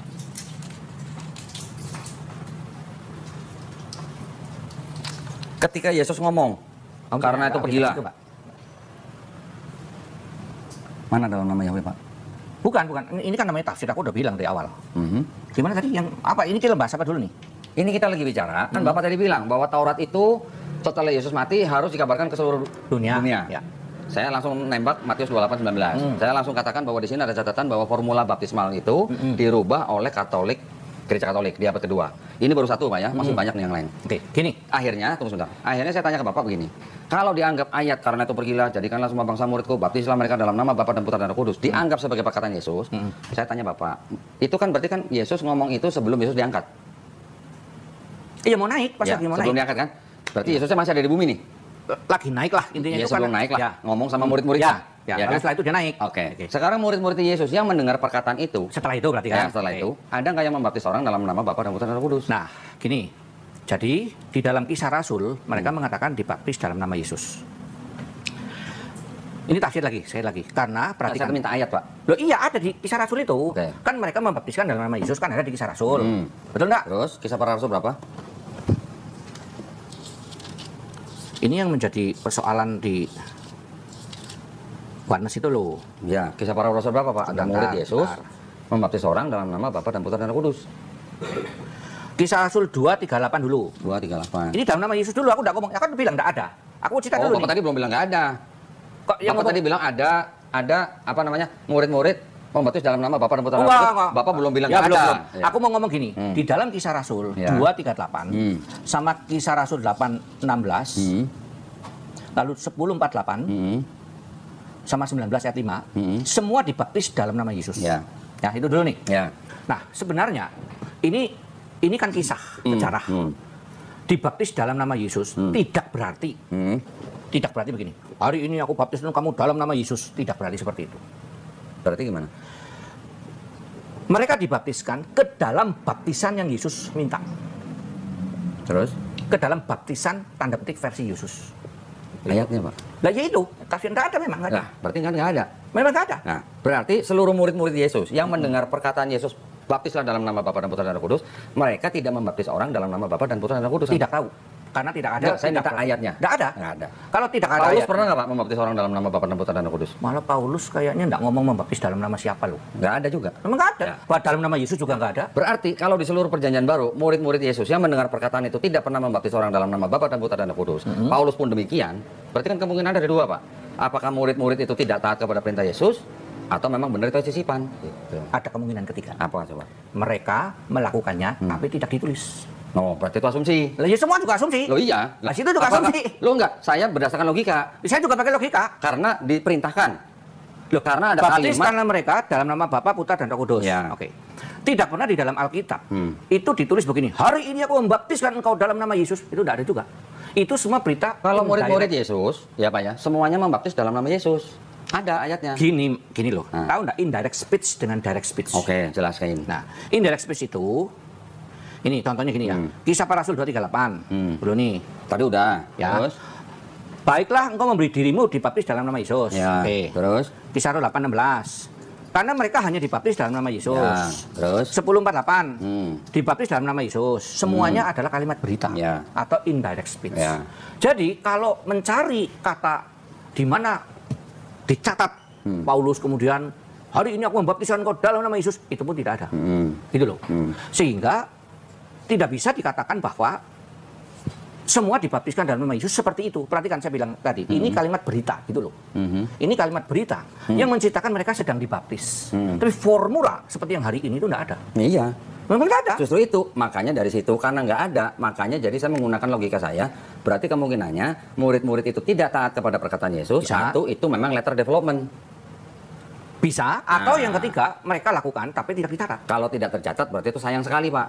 Ya, karena itu bukan Ya, persoalan. ini Catholic University of America in Washington 1923 New Testament Studies nomor 5 mengatakan bahwa formula itu adalah letter development. Loh, ingat loh, formula loh. Formula letter development misalnya kayak Tritunggal. Kalau ditanya, ada nggak kata Tritunggal? Ya nggak ada. Nggak ada kata Ya kan? Enggak, saya nggak minta kata Loh, Tritunggal enggak, dalam sebentar, Bible. aku lagi Ya. mencari analogi yang sebenarnya Ya, situ. ya. Nah, gereja itu kan ada pentarki tadi itu kan, perkembangannya kan begitu banyak. Mereka punya metode masing-masing. Karena Alkitab itu tidak pernah misalnya nyanyian harus pakai nada mayor semua, nggak boleh pakai minor, juga tidak ada. Jadi semuanya itu punya dinamika yang bagi kami itu tidak ada persoalan. Sayangnya gini, Pak. Sayangnya sumber hukum di dalam Kristen kan Bapak pakai cuma ini doang. Ya. Di bawah ini apa, Pak? Tidak ada. Nggak ada. Nah, karena di sini nggak ada, berarti di luar daripada ini itu adalah development. Bukan development, Apa? penafsiran. Manajemen. Ya, Penafsiran. iya, ya development Ya, semua itu penafsiran. di dalamnya bisa termasuk tafsiran, Pak. Iya, Development. loh penafsiran itu penafsiran. Al-Qur'annya ditafsirkan, Betul. agama Buddha yang menafsirkan kitabnya masing-masing. Betul. Ya sudah. Betul. Persoalannya Nah, gimana? ya persoalan ini adalah letter development menurut kalangan Kristen sendiri. Letter development itu bukan mendevelop dengan cara menyisipkan Alkitab. Dibilangnya was change, Pak, in second century, Pak. Berarti kalau Watching formulanya, bukan iya, Alkitabnya. Iya, kalau was change by Jesus. Berarti kan ini Jesus yang ngomong. Mana watching by Jesus? Bukan, maksud saya di sini Matius 28 kan dianggap perkataan Yesus. Iya, perkataan Yesus. Iya, dianggap perkataan Yesus, tapi kalimat ini sudah dirubah. Enggak, di mana datanya maksud saya? Lah ini yang tadi mengatakan Katolik ensiklopedia. Situ was salah change. kok. Hah? Situ salah memahami itu. Oke, jelasin, Ini Pak. namanya reading comprehension. Nah, coba jelasin. Nah, gini loh. Di sini Nah, saya dikatakan sambil bahwa ambil buku nih, Pak. formula ya, Ya. the baptismal formula was changed from the name of Jesus Christ to the word Father, Son, and Holy Spirit Ya. by the Catholic Church in Ya. the second tense. Gini, aku Ya. sekarang mau cerita sekarang dulu nih. Oke. Jadi untuk memahami kalimat ini, walaupun saya bukan orang Katolik, jadi saya tidak mewakili orang Katolik loh ya. Tahu nggak ada gereja-gereja yang bersifat pentakostal itu misalnya gereja Pantekosta, GPDI, termasuk dulu GBI namanya. Mereka membaptiskan begini, aku membaptiskan kau dalam nama Bapa, Putra, dan Roh Kudus, yaitu Tuhan Yesus Kristus. Itu namanya formula. Nah, formula itu diambil dari mana? Kan itu dulu, karena mereka mengambil di Kisah Rasul ada 4-5 tempat yang menggunakan nama Yesus. Ini lalu mereka menggabungkan itu dua-duanya, bahwa nama Yesus adalah nama Tritunggal. Oke? Lalu kemudian tanda petik diselidiki keliru loh, nama Bapa itu bukan Yesus. Nama anak baru Yesus. Nama Roh Kudus bukan Yesus. Lalu mereka kemudian mengubah formulanya. GBI kalau tidak salah sekarang menghilangkan formula itu, atau ada lagi gereja yang mengubah begini. Aku membaptiskan engkau dalam nama Bapa, Putra, dan Roh Kudus dalam nama Tuhan Yesus. Jadi nggak ada kata yaitu. Itu kan diubah formulanya. Gerejaku lain lagi. Aku membaptis engkau dalam nama Bapa, Putra, yaitu Tuhan Yesus Kristus, dan Roh Kudus. Itu yang dimaksud begitu. Bukan Alkitabnya diubah. Oh, di Alkitab diubah gimana urusannya? Loh, ini sekarang contoh, Pak. Punya Matiusan dalam bahasa Ibrani nggak, Pak? Hah? Punya Matiusan dalam bahasa Ibrani nggak? Ya ini interlinear aku Nah, coba. punyanya. Enggak, itu kan nih, ini yang punya Sam Tov nih, Pak. Oh, Matius dalam bahasa Ibrani? Iya. Oh, ya kita nggak mau terima. Karena Matius dalam bahasa Ibrani itu terjemahan dari Yunani ke Ibrani. Dari Yunani ke Ibrani. Ini punya Sam Tov nih, Pak. Dan Sam Tov, kenapa masalahnya di mana? Ya, Sam Tov enggak, itu ini hanya siapa? referensi aja. Hanya referensi aja. Bentar, ini Matius 28. Saya selalu nanya dulu, siapa dia? Nah, silakan baca itu belakangnya atau depannya. George Howard ya? Terus itu penyusunnya, penerjemahnya. Sam Tov itu siapa lah? Rabi. Loh ya rapi dia. Ini yang Rabi bilang tadi. Bapak udah pernah baca netral. Eusebius belum? Tulisannya Eusebius tentang Matius 28:19. Yang gimana dulu? Nah. Aku buku tuh banyak Ya, sekali ya, kok. oke. Aku kenapa 13 tahun tuh karena baca buku udah sampai yang Oke. sejarah-sejarah pun terbaca. Ya. Eusebius sendiri juga tidak pernah menyebut Bapa, Putra, dan Roh Kudus, Pak. Eusebius. Siapa ini? Bapak gereja, Iya. Iya. Terus bicara tentang dia mengutip Matius 28:19 tidak pakai Bapa dan Putra dan Roh Kudus. datanya aja. Kita bicara data lah. Susah Oke, kalau ngomong makanya. kutip ini, kutip itu, ya pusing lah Oke, kita. kalau gitu apa Bapak membaca semua atau saya Nah, kira ke Bapak aja? kutip aja. Ini Eusebius sih Pak. Eusebius was a church historian and bishop at Caesarea. On page 152, Eusebius quotes the early book of Matthew that he has in his library in Caesarea. According to this eyewitness of unauthored book of Matthew, that could have been the original book of the first copy of the original Matthew, Eusebius informed us of Jesus' actual word to his disciple original text of Matthew 28:19. With one word and voice he said to his disciple, "Go and make disciple of a nation in my name, not in Father, Son, and Holy Ghost." Nah, perhatikan. Nah. Ini kadang begitu kan? Ya. Sekarang harus kita cari teks yang mengatakan begitu. Jangan dari Eusebius. Loh iya, sekarang yang Bapak terima kan cuma ini. Lah iya, makanya. Lah iya, kan berarti patokan Bapak kan ini terakhir. Iya. Nah, apakah Bapak pelajarin yang tulisan-tulisan Bapak kerja sebelumnya? Ya pelajari. Nah, ini kan Eusebius. Tapi Eusebius itu kemudian kita tidak sekedar gini, misalnya gini. Kami dari Calvinis itu percaya Agustinian, Agustinus. Tetapi kami tidak menerima semua Agustinus punya. Oke. Bahkan saya Calvinis. Saya tidak menerima semua yang Calvin ngomong. Katakanlah mungkin 70-80%. Susah karena nggak bisa didetailin kayak 613 gitu yang diterima mana gitu enggak. Artinya begini, apapun yang Bapak Gereja ngomong, kita cari teksnya. Simpel aja. Nah, itu tadi saya udah kasih Eusebius. Ada lagi nih Pak, The Anchor Bible Dictionary, volume 1, 1992, halaman 585. The historical riddle is not solved by Matthew 28:19. Since, according to the wide scholarly consensus, it is not the authentic saying of Jesus, not even an elaboration of a Jesus saying on baptism. Bapak boleh catat? Iya tahu aku tahu. Udah Nggak, gini. itu pelajaran dasar itu mah. Oke, Oh. kalau Bapak ini anggap ini pelajaran dasar, Iya. berarti Bapak udah baca bukunya? Ya sudah. Nah, kalau sudah berarti gimana? Lah, tadi Ini jawaban bagi- saya kan. Nah, silakan. Pertama begini ya, kan saya tuh jelasin tadi ya. Pertama, para scholar. Ya. Kita harus teliti lagi scholar dari mana. Kalau scholarnya yang liberal, ya kita langsung ya cukup tahu lah. Oke. Kita nggak perlu komentar. Oke. Lalu kemudian kalau di Eusebius, kita kan cari Eusebius ngambil dari mana. Katanya Bapak udah baca? Loh iya, Eusebiusnya. Enggak, tulisan Eusebius tentang Iya ini. dibaca sudah. Oke. Saya ambil teks. Eusebius ngambil teks dari mana Pak? Iya itu makanya. Dari mana? Ya belum tahu. Loh, katanya Bapak udah baca? Loh, baca Eusebius. Oke. Tapi teks yang dikutip Eusebius yang mana? Bapak nggak tahu ambil dari mana? Iya, Nah, itu yang saya gitu. maksud. Oke. Sehingga tidak seluruhnya kita langsung telan mentah-mentah. Oke. Itu satu dulu ya. Oke, terus? Gini, persoalannya ada satu dari Kodoni tahu nggak? Kodoni ambil seluruh sumber yang melawan. Enggak. Bentar dulu, Oh, sebentar dulu. enggak, jangan salah Pak. Enggak. Terus. Seluruh sumber yang melawan, sehingga Kodoni selalu akan mengambil oposisi di situ. Enggak juga. Kodoni tidak pernah membaca dari sumber yang tanda petik membela. Enggak juga, saya baca Pak yang membela. Saya sampai beli buku tafsirnya Raymond E. Brown. Oke, bentar ya. Nah, terus sekarang bagaimana dari Sorry Pak, itu Bapak lihat buku yang berjajar di belakang itu? Ya, itu iya, tafsirnya Kristen tuh Pak. Ya. Saya baca. Nah, terus? jadi gini, sekarang yang kedua ya, yang kedua, umpama, ini umpama andai kata jikalau Ya. tidak ada kata itu di awalnya, hanya baptiskanlah dalam namaku saja. Bagi kami tidak ada persoalan dengan Tritunggal. Terus? Karena apa? Karena di dalam kekristenan itu, ayat tentang Yesus sebagai Allah itu poin utama dulu. Poin Yesus sebagai Allah itu poin utama. Bukan itu. Bukan Poin ayat itu utama maksudnya. maksudnya. Ya. Tidak hanya ayat itu Ya. maksudnya. Nanti ada ayat dalam kurung yang di 1 Yohanes itu ya enggak? Ya di sorga ada 3 dan sebagainya Ya. gitu. Tidak ada persoalan. Terus? Kami dari orang Kristen mempunyai dalil dari Kejadian pasal 1 sampai Wahyu Oke. bahwa Yesus adalah Yahweh. Begitu. Oke. Bapak mengatakan dalilnya Bapak dari Kejadian sampai Wahyu. Padahal dari Kejadian sampai Maliaki ini punya orang lain. Yang Bapak baca menggunakan kacamata Bapak. Tidak, saya membaca dari kacamata Rabi Yahudi yang namanya Paulus dan Yesus. Nah, sekarang pandangan Rabi Yahudi terhadap Perjanjian Lama itu sama nggak dengan Rabi Yahudi yang lain?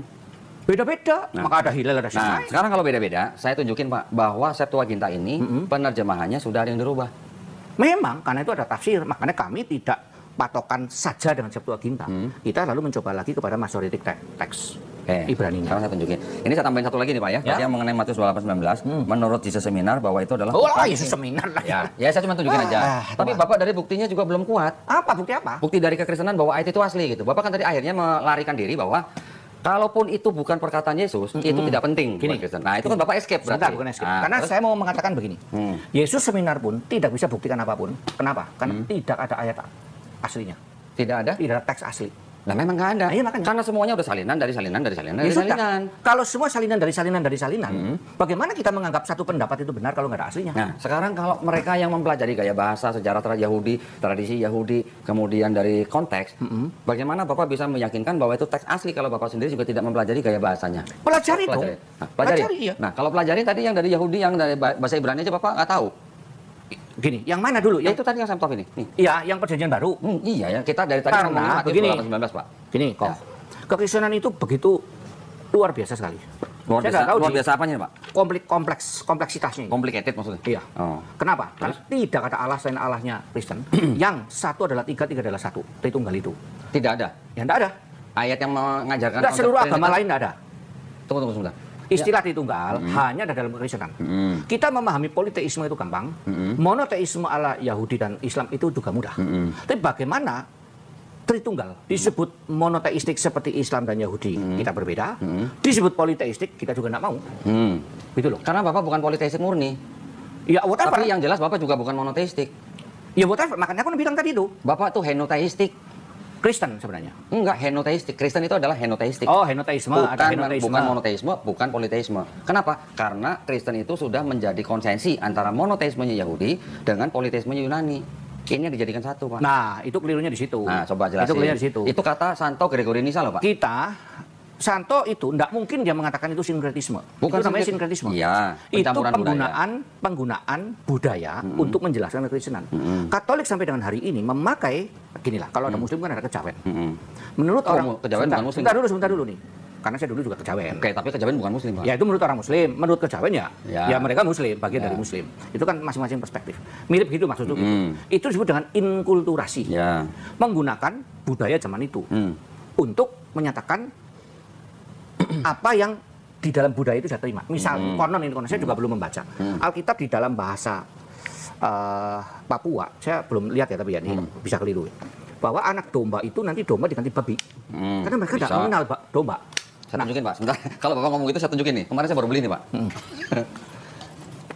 Ini bahasa ya, Pak ya? Ini masalah bahasa masalahnya. Bisa menjadi masalah gitu. Domba jadi babi, pohon ara jadi pohon pisang di Batak. Itu sebenarnya hanya mungkin masalah pilihan kata-kata dari penerjemah. Nih, contoh seperti ini juga nih, Pak. Ini burung apa, Pak? Dan lak-lak dan kuntul sejenisnya dan iya. Ya. Ini bahasa nih, Pak ya. Saya Iya, bukan makanya. mau Iya. ngolok-ngolok nih. Ini burung apa nih, Pak? Burung apa, Pak? Dan lak-lak dan Apa, Pak? kontol. Oh, kontol. Ya. Ya ini bahasa. Iya, makanya. Saya nggak menyalahkan, ini Iya, bahasa. makanya. Iya. Ya, ya. Nah, Jadi terus tadi yang kayak Pilo itu ya menggunakan istilah logos. Itu kan memang di dalam zaman itu. nggak yang Gregory Nisa dulu nih, Pak. Lah ya itu, dia orang Katolik itu memang memakai budaya untuk Abad menjelaskan. 4 belum ada Katolik, Pak. Kan Petarki. Nah, ini berkembang lagi. Bapak Ibu Saudara, kita sudah dengar debat ini. Mari kita merenungkan firman Tuhan di dalam Yohanes pasal yang pertama, ayatnya yang pertama sampai yang ke-18. Begini bunyi firman Tuhan. Pada mulanya adalah firman, firman itu bersama-sama dengan Allah, dan firman itu adalah Allah. Ia pada mulanya bersama-sama dengan Allah. Segala sesuatu dijadikan oleh Dia, dan tanpa Dia tidak ada sesuatu pun yang telah jadi dari segala yang telah dijadikan. Dalam Dia ada hidup, dan hidup itu adalah terang manusia. Terang itu bercahaya di dalam kegelapan, dan kegelapan tidak akan menguasainya. Datanglah seorang yang diutus Allah, namanya Yohanes. Ia datang sebagai saksi untuk memberi kesaksian tentang terang itu, supaya oleh Dia semua orang menjadi percaya. Ia bukan terang itu, tetapi ia harus memberi kesaksian tentang terang itu. Terang yang sesungguhnya yang mengurangi setiap orang sedang datang ke dalam dunia. Ia telah ada di dalam dunia, dan dunia dijadikan olehnya, tetapi dunia tidak mengenalnya.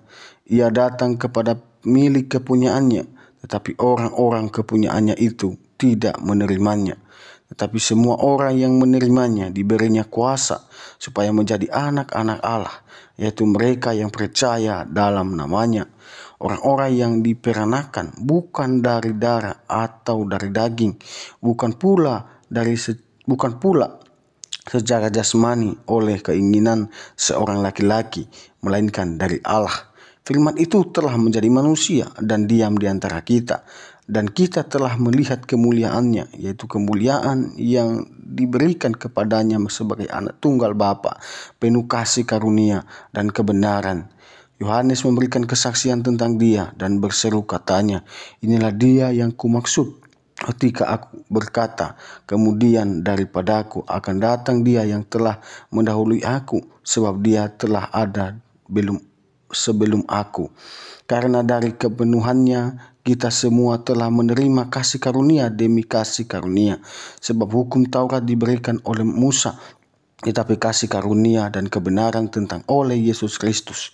Tidak seorang pun yang pernah melihat Allah, tetapi anak tunggal Allah yang ada di pangkuan Bapa, dialah yang menyatakannya.